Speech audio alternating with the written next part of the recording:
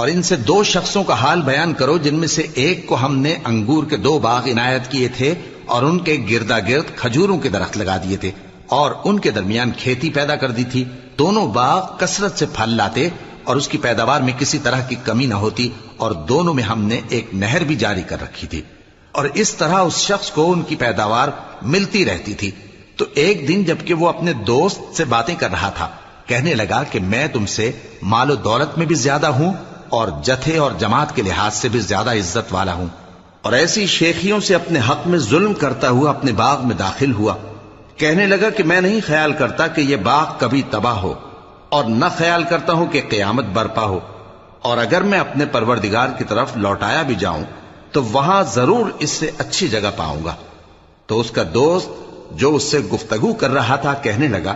کہ کیا تم اس ذات سے کفر کرتے ہو جس نے تم کو مٹی سے پیدا کیا